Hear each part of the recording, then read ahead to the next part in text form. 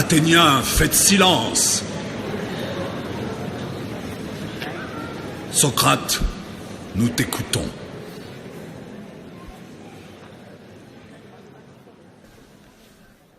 Quelle impression mes accusateurs auront faite sur vous, Athéniens, je l'ignore. En tout cas, moi, en les écoutant, j'ai presque oublié qui je suis, tant leur discours était persuasif. Et cependant, je peux l'assurer, ils n'ont pas dit un seul mot de vrai.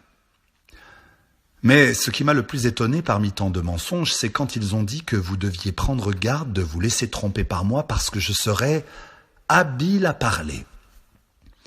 Qu'ils n'aient point rougi à la pensée du démenti formel que je vais à l'instant leur donner, cela m'a paru de leur part le comble de l'impudence, à moins qu'ils n'appellent habile à parler celui qui dit la vérité. Si c'est cela ce qu'ils veulent dire, j'avouerai que je suis orateur, mais non à leur manière. Quoi qu'il en soit, je vous répète qu'ils n'ont rien dit, ou presque rien qui soit vrai. Moi, au contraire, je ne vous dirai que l'exacte vérité. Seulement par Zeus, Athéniens, ce ne sont pas des discours parés de locutions et de termes choisis et savamment ordonnés que vous allez entendre, mais des discours sans art, faits avec les premiers mots venus. Je suis sûr de ne rien dire que de juste. Qu'aucun de vous n'attende de moi autre chose. Athéniens, je crois qu'il ne serait pas digne d'un homme de mon âge de venir devant vous façonner des phrases comme le font nos petits jeunes gens. Aussi, Athéniens, n'ai-je qu'une demande, et une demande insistante à vous faire. C'est que vous ne soyez ni surpris, ni choqués, si vous m'entendez présenter ma défense dans les mêmes termes que j'emploie pour vous parler, soit en ville et près des tables des banquiers où beaucoup d'entre vous m'ont déjà entendu, soit en d'autres endroits. Car sachez-le, c'est aujourd'hui la première fois que je comparais devant un tribunal, et j'ai plus de 70 ans. Aussi, je suis véritablement étranger au langage qu'on parle ici. Si je n'étais pas athénien, vous m'excuseriez sans doute de parler dans le dialecte où j'aurais été élevé et à la manière de mon pays. Eh bien, je vous demande aujourd'hui, et je crois ma demande juste, de ne pas prendre garde à ma façon de parler, qui pourra être plus ou moins bonne, mais de ne considérer qu'une seule chose et d'y prêter toute votre attention, à savoir si mes allégations sont justes ou non. Car c'est en cela que consiste le mérite propre du juge. Celui de l'orateur, lui, est de dire la vérité.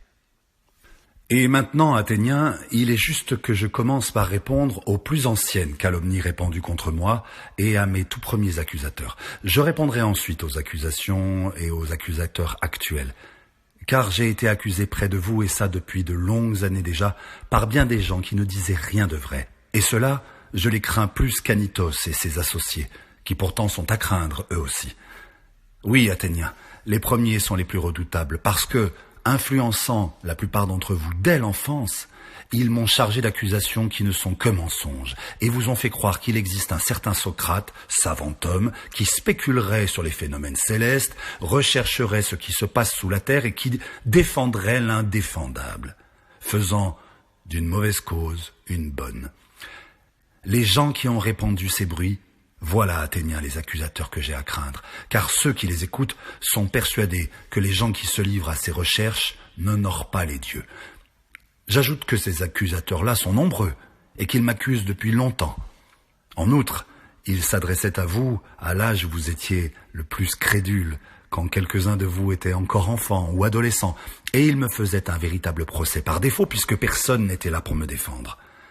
Et ce qu'il y a de plus déconcertant, c'est qu'il n'est même pas possible de les connaître et de les nommer, sauf peut-être un certain poète comique que chacun reconnaîtra. Mais ceux qui, par jalousie ou par dénigrement, cherchaient à vous persuader, et ceux qui, persuadés eux-mêmes, en persuadaient d'autres à leur tour, ceux-là sont les plus embarrassants, car il n'est même pas possible de faire comparaître ici aucun d'eux, ni de le réfuter.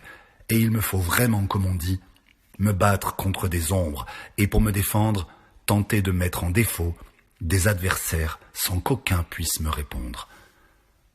Mettez-vous donc dans l'esprit que, comme je vous le dis, j'ai affaire à deux sortes d'accusateurs. D'une part, ceux qui viennent de me citer en justice, et de l'autre, les anciens dont je viens de parler. Persuadez-vous que c'est à ces derniers que je dois répondre d'abord, car ce sont eux dont vous avez entendu d'abord les accusations, et beaucoup plus que celles des autres, les actuelles. Cela dit, Athénien, il faut à présent que je me défende et que je tente de vous ôter la mauvaise impression que vous avez eue si longtemps, et vous l'ôter dans le temps bien court qui m'est imparti. Je voudrais bien y parvenir, si ça peut apporter quoi que ce soit à vous ou à moi, et ne pas perdre ma peine à faire mon apologie. Mais cela me paraît difficile, et je ne me fais pas d'illusions à ce sujet. Que les choses tournent donc comme il plaira aux dieux.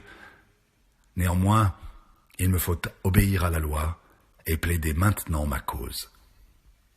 Remontons donc à l'origine et voyons sur quoi repose la réputation qui m'a fait tant critiquer et qui a poussé Mélétos à rédiger contre moi cette accusation. Voyons que disaient au juste ceux qui me calomniaient. Supposons qu'ils me traduisent aujourd'hui devant votre tribunal